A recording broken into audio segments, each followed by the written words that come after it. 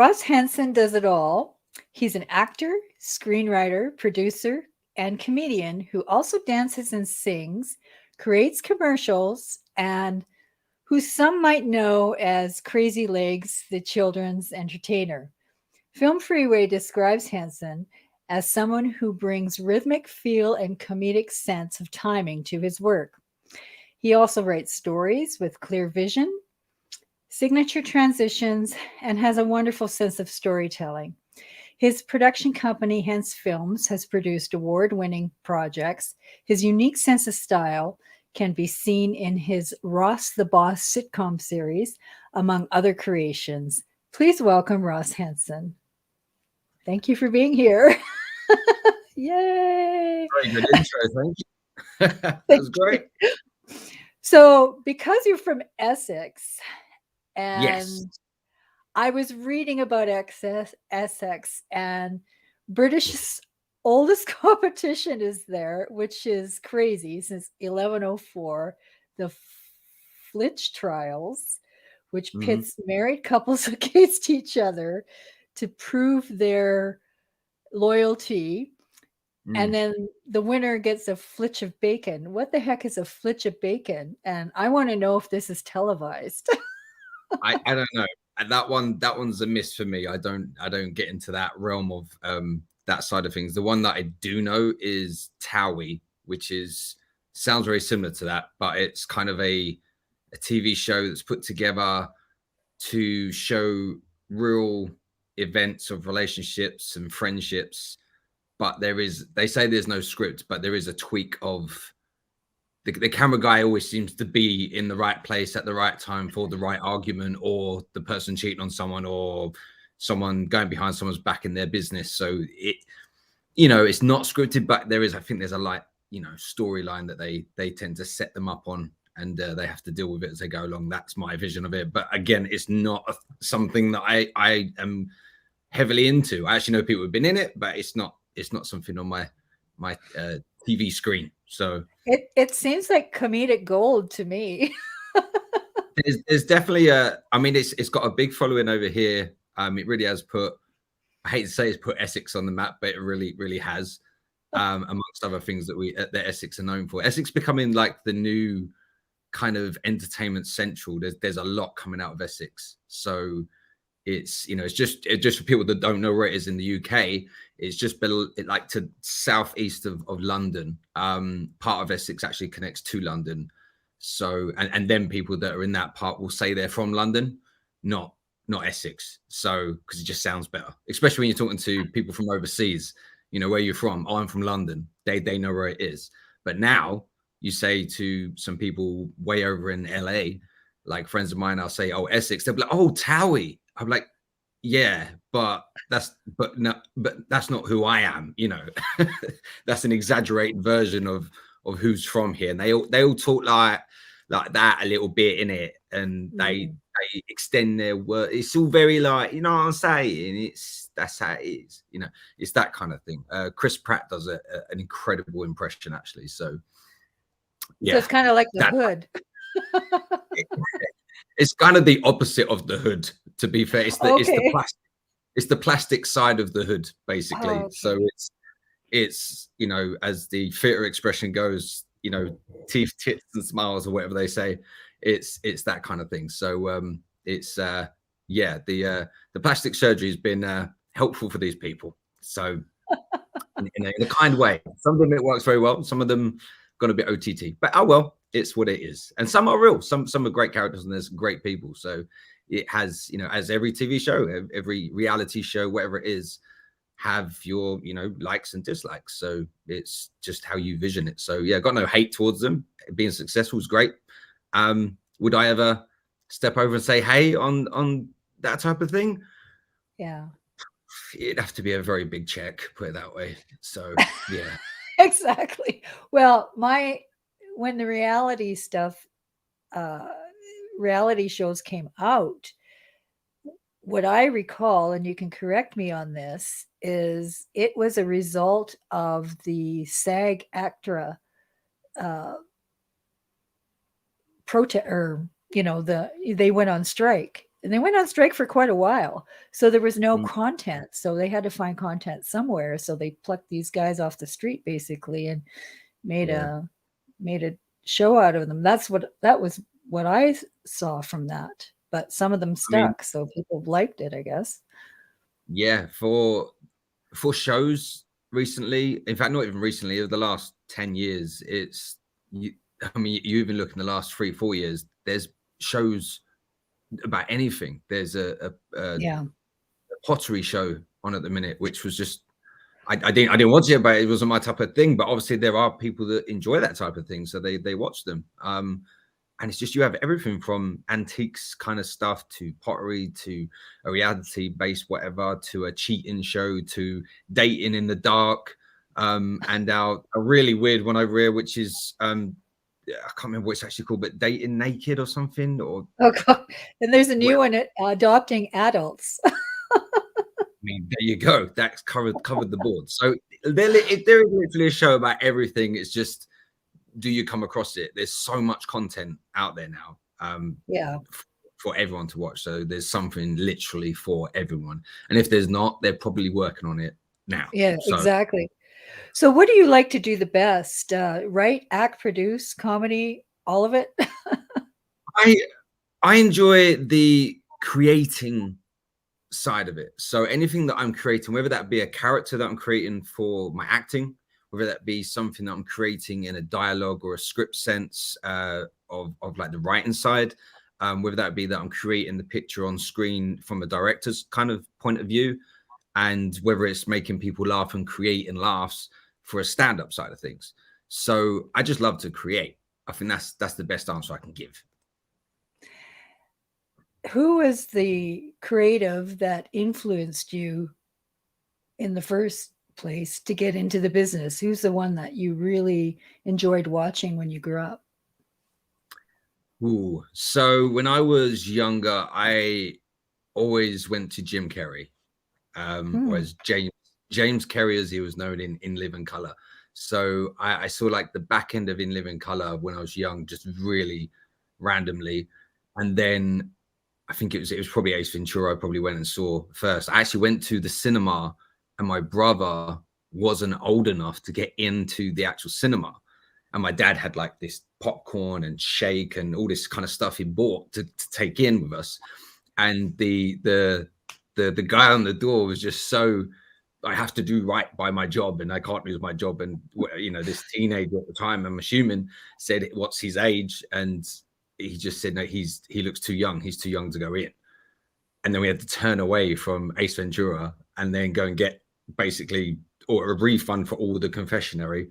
And then what we didn't do was go and get it on bootleg on VHS.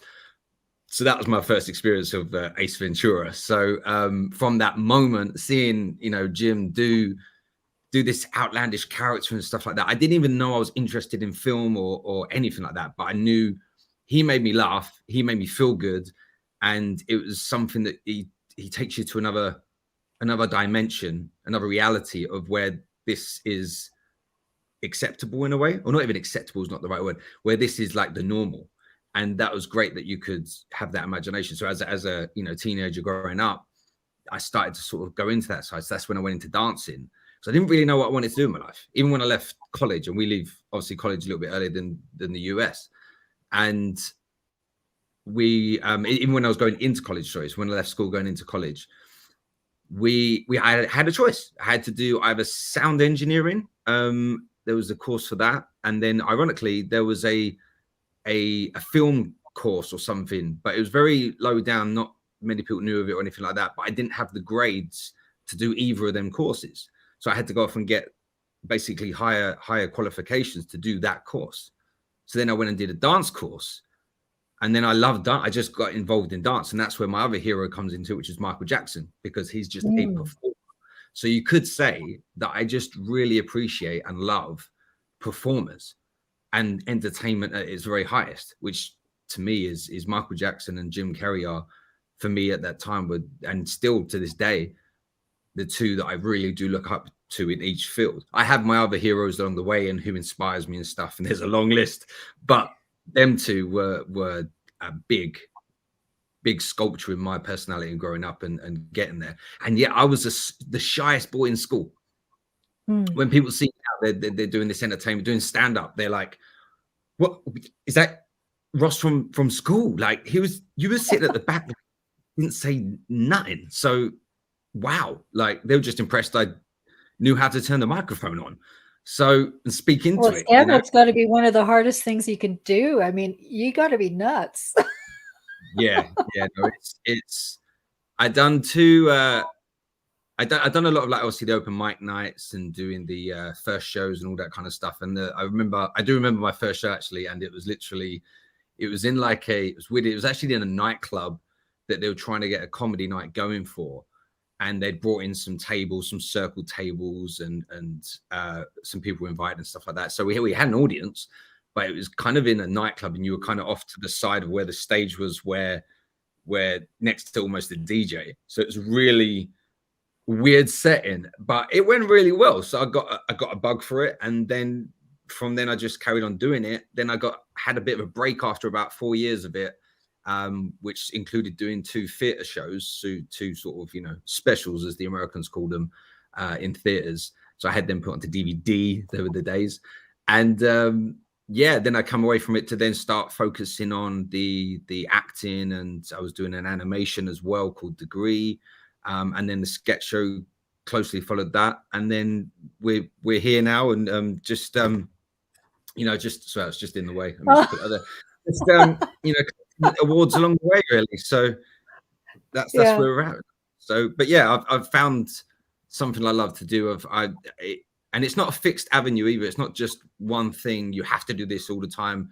It's what I want to do. When I feel that want to write, I write. When I get to a point of I need to edit something, then I can go and edit and then go back to the writing. Writing is very taxing on the brain. So when you're typing away and even physical writing sometimes, or I put cue cards up as well. I do old school when I'm writing a film on an actual board with pins and everything. It looks like one of them, them kind of sort of police shows where they're trying to track down the criminal. It looks like that is tape, all over the board. This guy circle, he's the main character. These guys going to get, then this is going to happen over there, and just So it's I enjoy the process of creating. To go back to where we were, that's what it is. So Jim Carrey and Michael Jackson. Michael Jackson taught me how to entertain and perform to a live audience. Not so much with the singing, because I can hold a tune when I want to, but I can't sing. I'd be silly to say I can sing, because I really can't. I enjoy people who sing really well. I like to make comedy songs, and that you can get away with being a little bit off pitch every now and then, and then Jim Carrey just I study his work even now, from back then to even stuff that's not as well known, like the films that he does the drama stuff in as well. 20. I'm going to get the number wrong now. 23, I think it was number 23 was a film we did, which was a very dark kind of film, all the way to the Ace Venturas, the Masks, the Dumb and Dumber, the Me, Myself and Irene. All of them just really just crack me up. And then I started looking at his heroes. So I started looking back and who he looked up to and where he came from. And then that opened up another world for me, because then I started looking into the black and white era of silent films and looking back to the Charlie Chaplin and all them kind of people back then. And then I moved on another decade and then see like people like Jack Lemmon and Norman Wisdom and people like that. And then I was like, oh, okay, so this does work, this kind of thing. So I enjoyed doing that. That's what I put into my most recent film, my short film that I did, which is called Door Salesman Dave. And we did pretty well. I'll just get that out of the way. We did pretty well. So we won a few awards. I've got another 8 to go. Yeah, awards, and that was a really good feeling, because then it sort of made it feel like it had been seen. Like, because I did a screening over here, and we showed it to everybody, and everyone was like, obviously, especially family and friends, like you don't expect them to like it, but you kind of feel like they're going to say the best possible thing. I think I even had one of my close family friends say, that was a family member actually, so they said, oh, that was actually really good. Like they were shocked it was of such high quality and well done and really, you know, put together well. I think you expect that from family. Just sort of they don't understand what you do, and that's no fault of their own. It's just it's hard to explain to people that aren't in the industry, and I'm sure there's a lot of So people is your watching parents still trying to ask you if you're going to get a real job? Because that was what I always, as a writer, that's what you No, always. they gave up on that a while ago now, and I have had some really weird jobs. I worked in a fridge on like the the sandwich making, Oh, okay. and the thing moves along. I forget the name for it now. The The conveyor belt. assembly line, Yeah, conveyor belt. and you just stand there and you have to put on the the cucumber, and that's your job for the whole day is cucumber. And if you miss a cucumber, the line stops. Everyone looks around to see whose fault it was, because the Like the quicker we Lucy get show. out, it literally was. And we're like, everyone's like, who's doing cucumber? You missed a cucumber. And then yeah, sorry, pass it down. And then it starts again. So, and the quicker you get it done, the quicker you get out and you get paid the same. So the idea is to keep the flow going. So if you miss one, people get a bit annoyed. And this started at 4:30 in the morning. And I was doing a pizza job the night before doing delivery till like 12, 11, 12 midnight by the time I got back. So that was a crazy thing. Then Monday was dance college and gym in the morning. So yeah, that was some interesting jobs along the way. Even McDonald's. Did a McDonald's. I think that was my first job actually, was McDonald's. Yeah. That taught me about hard work. I mean, my parents both are very hardworking, very good work ethic. And then when I got into McDonald's, that came through on myself to sort of like, I just couldn't let things go. So I had to make sure everything was done the best I could do it, even in McDonald's.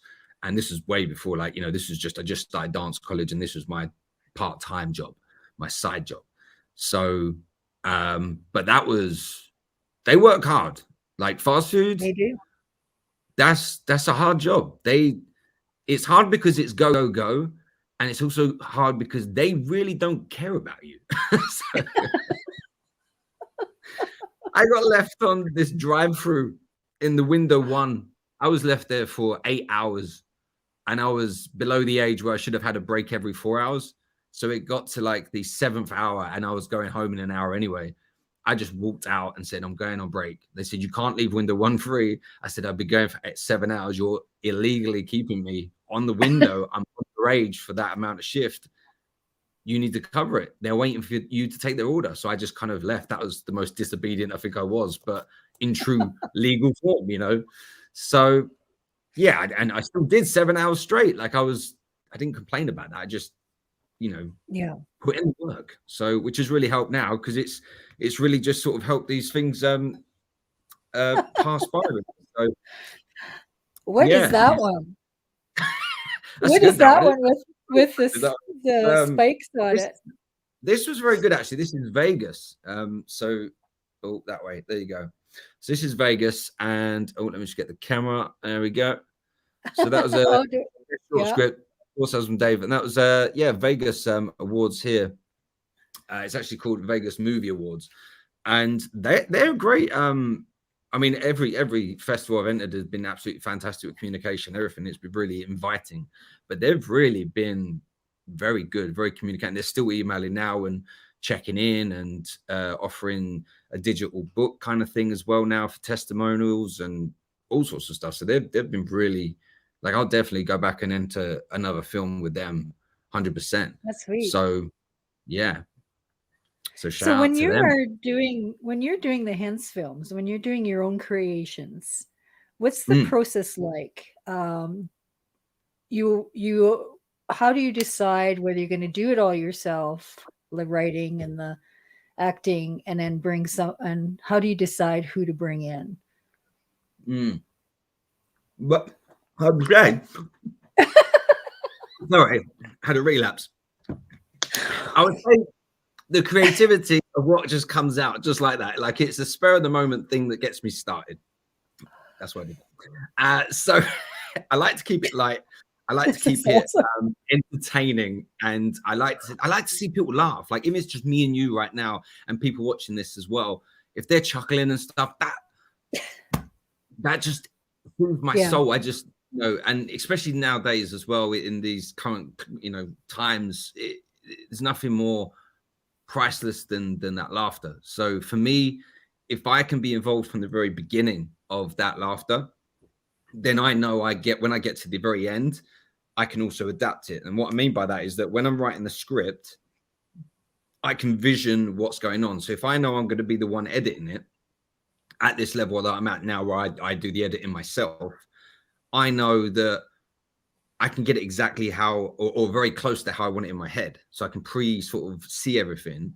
And then the next step is obviously when you go and record it. And when you record it, then something else happens in the moment. And then you just decide on the spot, okay, cool, let's go again. Let's get one like how the script's written, and let's try another one like that. So you have then two ideas, two versions, as long as it doesn't change what happens before or after too much. Or it doesn't go and then you see which one kind of looks better. Yeah. Then you get to the editing room, and then you do something with a sound effect, or you put something in with a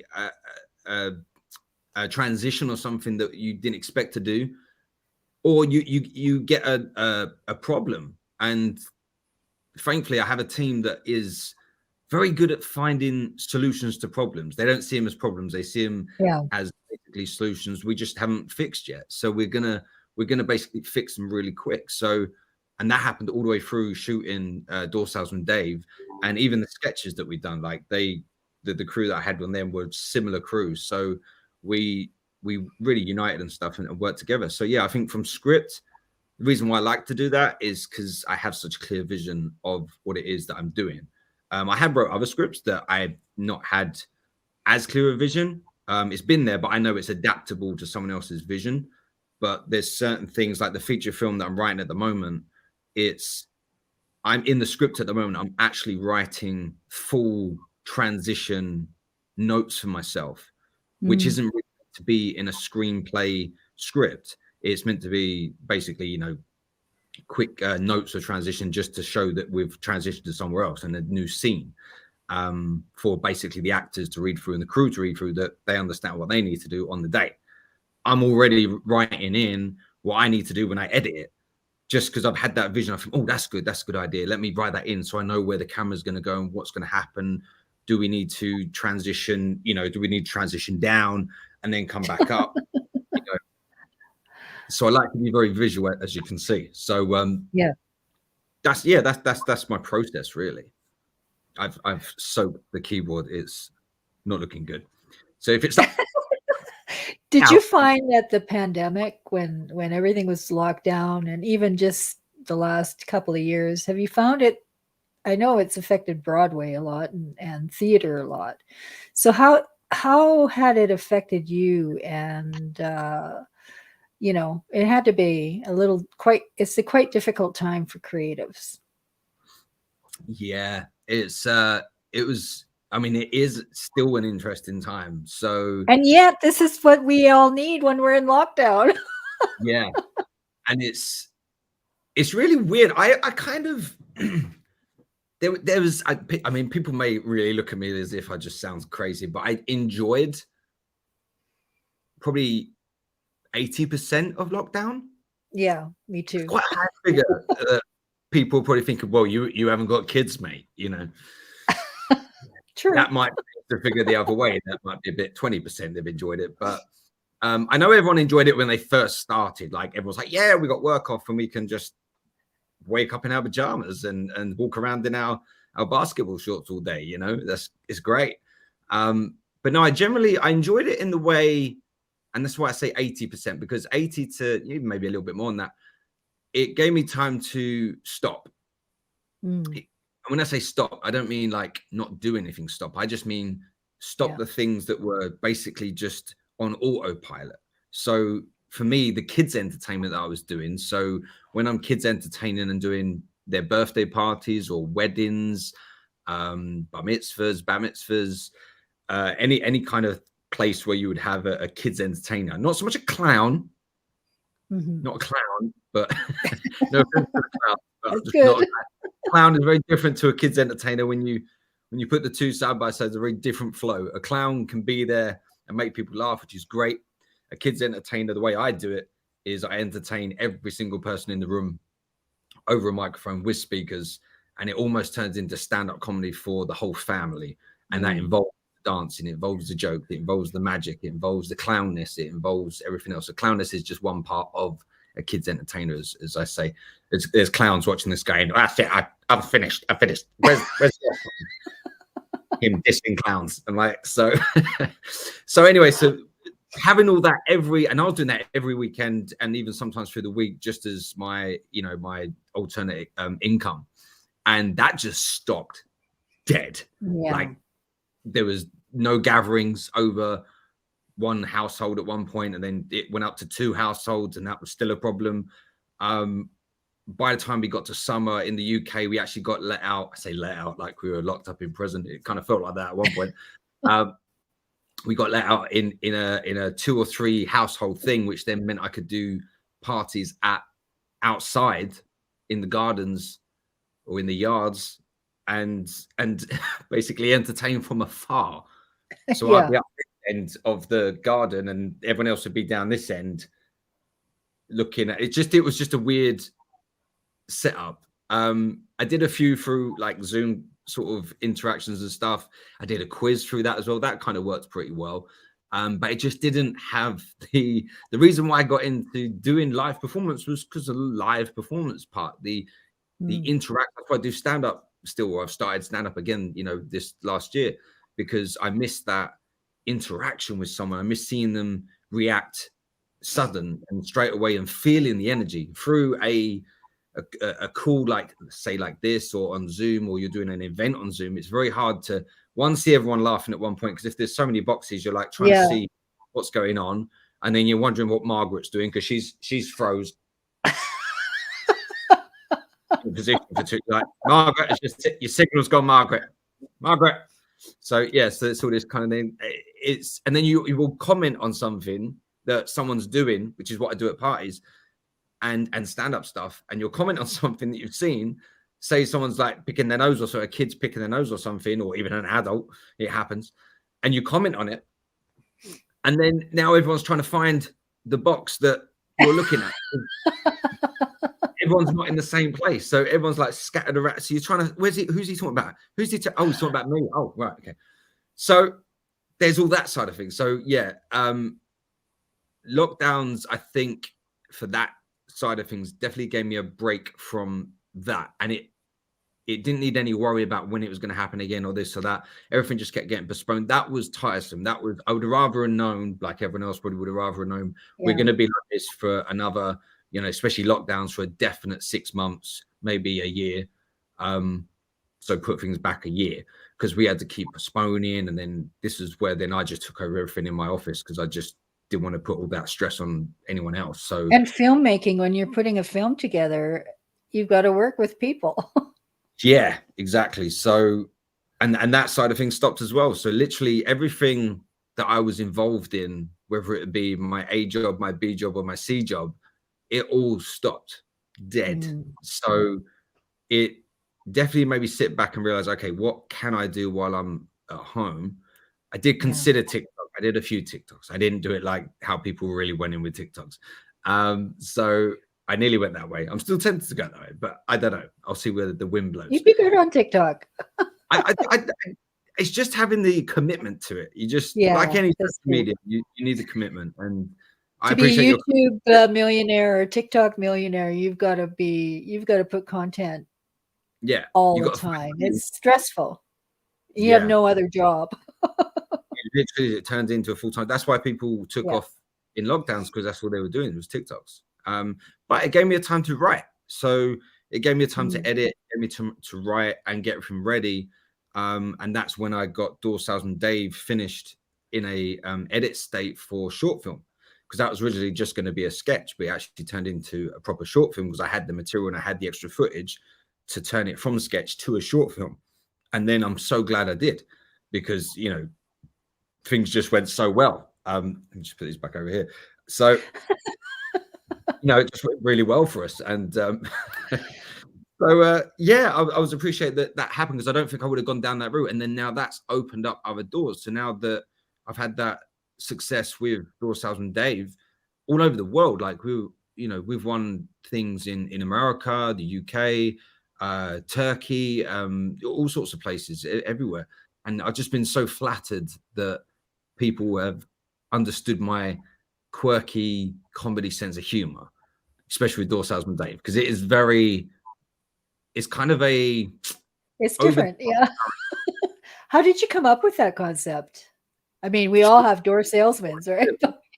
It was I mean, if people want to see it, I mean, the trailer's up at the moment. The real thing will be out soon. We've just got a few more festivals to do, so it will be released this year at some point. I don't know where, because I don't know what we're doing with it at the moment. We might try and look for distribution, or we might just go to a social media platform, just put it on there, just people can actually see it.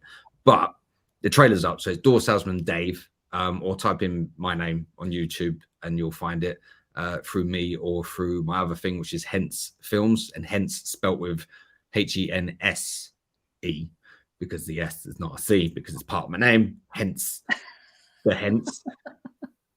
I didn't think about the explanation thing when I was creating the name, but anyway, I thought it was really smart, and I thought, oh, now I had to explain it, and it's really taxing. But yeah, so you can find it on YouTube with the trailer. But the idea came from literally, I was here with a friend. We were working on the animation that we were doing, Degree, that's also on YouTube. And I don't know what we were doing. I think we were doing some writing or something. And there was a knock at the door. And I looked on the camera, because the camera's outside, and I see it was basically a salesman, because he had like a clipboard kind of thing. And, I thought, oh, that's not anyone I know. And it's not a delivery guy. It's definitely a salesman. And, I was in the kitchen at the time, near the door. So the kitchen is near to the front door. So, and he can see, I've got like glass panels on the front door that are meshed out, but you can see when a shadow passes. So I text my friend, said, don't move, or whispered to him, don't move. That's what he was, don't move. There's someone at the door. Don't move. Stay where you are. So he stayed where he was. I ducked in the kitchen so he couldn't see through the window, and I waited for him to go. And then later on, we were outside just having a chat and a laugh about it. And we were saying, oh, it'd be funny if he comes back, He did. out here talking about him coming. And then that's when the idea just came. It came from a joint with that. And when I say joint, I mean a combination, not an actual spliff. Right. A combination of that happening right then. And then there was a character in the animation that had a similar upbeat tone. And that was a character I kind of put the voice to and created anyway, as guided by the other guys, but it sort of came from there. So I'd already kind of created the character, but I just opened it up a lot more. So then when we came back inside, the guy came back again and knocked again, and we just so it was just his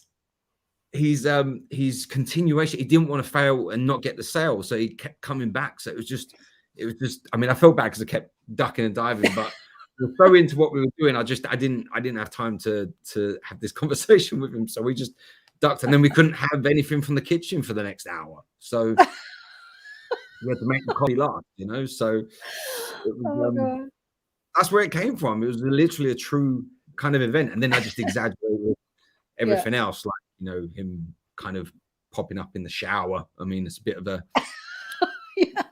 spoiler, but there's more spoilers, so there's plenty more. Yeah, it's a good trailer. I think everybody should look at it.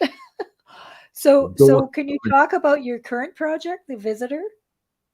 So there's a few. So The Visitor is one that I just acted in, actually, which is new for me, because the friend that I had who's playing the other part, Lydia Lakemore, her name is, she had the piece written and given to her by someone who wrote it in before. I think she'd done it before with a previous partner, just in a theatre style, and she wanted to recreate it and put it into this short film. So it's called The Visitor, and then she's passed that over to me now to edit. I've done my part of the editing and thrown it back to her, so now she's going to have her part of editing, just because she's trying to use this as an experimental kind of piece for herself, as her first short film, like Door Salesman, cool. David Rusher short film that we kind of experimented with. That's what she's doing with this one. So there's no finished time or anything like that. It's still kind of in the edit, but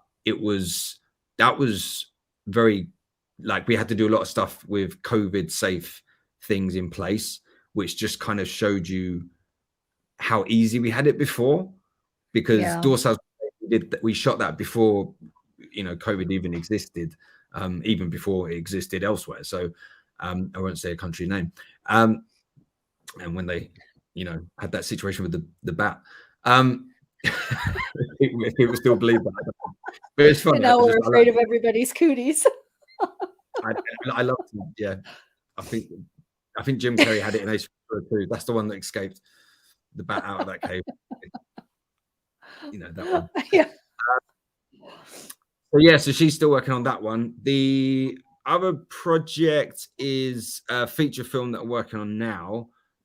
This is the directors that like inspire me are Edgar Wright. He has a big influence on my style, probably. Guy Ritchie, and probably Matthew Vaughn kind of tied in with Guy Ritchie because they did a lot of earlier films together, like Lock, Stock and Snatch. I know Matthew Vaughn was like producer, and I love Snatch.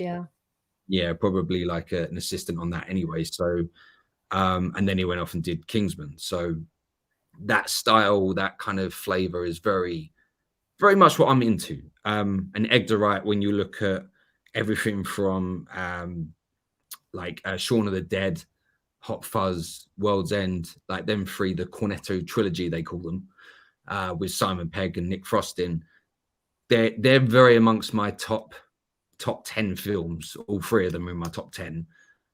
And it's just, I just love the way he pieces things together and the way he tells a story and the comic edge to it.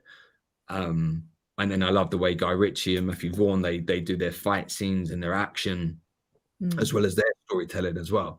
So that all mashed together kind of has created my own style in itself, as well as my thoughts and feelings and passion on top of it. So yeah, it's been interesting. And then obviously, you know, this is, I can't just say it's just them three. It's like, you know, a mashup of everything I've watched from a kid to now, even the black and white era all the way through up until to today's films still inspire me. So yeah, I just love film. Well, you kind of have to. If you're creative, you kind of have to dive into the medium that you want to be in. So I mean, it's the same with every industry or every part of it, I guess. So given that, like, what do you want people to know about creatives in general? I mean, other than we're crazy to take such to do this life work, but I'd say to be a creative, you really have to, first of all, enjoy what you're doing. Yeah. If you don't enjoy it and you're just doing it for the money or for another reason. The money? Yeah, I mean. You are a comedian. So it's just, it won't last. It really won't last. Like there's been there's so many friends and myself as well that just, you know, we've been in struggling times, especially through COVID, and you just find a way. You just find a way. For me, I went and did a couple of commercial shoots and made a couple of videos and stuff when we were just coming out of the second, I forget what lockdown we're on anymore, but the second one or third one or fourth, fifth, I don't know which one. And then I started creating these commercials type things, which you mentioned at the beginning. And that then gave me another outlet for using my time with that, and also experimenting and teaching myself how to shoot with a camera, how to get the right exposure, the ISO, the aperture, all these kind of technical things that you need when you're using that equipment.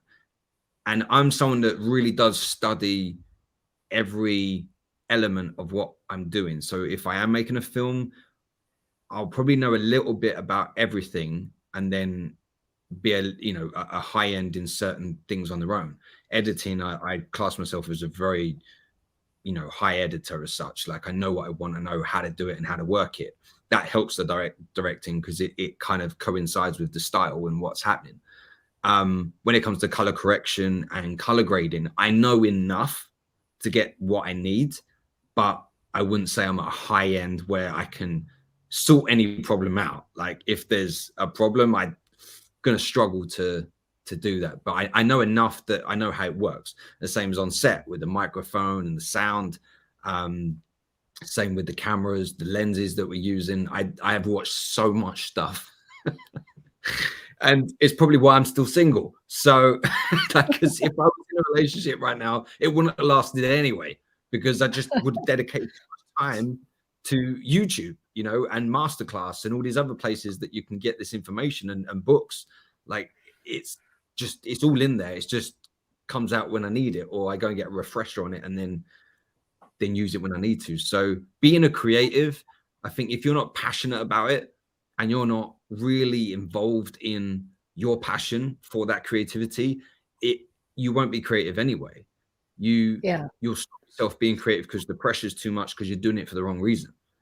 Well, there's all these myths too people have about the profession, and that there's no such thing as an overnight success. It's only overnight. You struggle for years before you get your first break.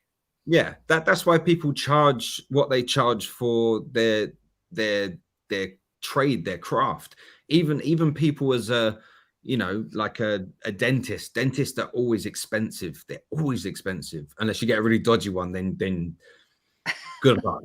But dentists are expensive because they are trained for so long to do what they need to do. Like neurosurgeons, they charge a fortune for what they do because the equipment is so much, and their speciality is it takes years to learn what they're doing.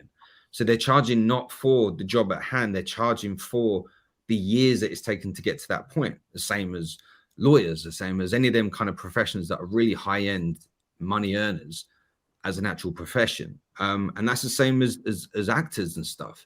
Like, it takes time. It's, these actors that are A-listers, 90% of them are there for the right reason, and they've been doing it a long time. They've practiced and they've studied their craft and they've put so much passion into it that they've lost relationships along the way and, lost touch with loved ones and stuff like that. They ended up being very isolated and just completely diving into what they want to do. And by doing that, like you said, that's the years that go into it. That's what you're charging for when you give that price for your expertise.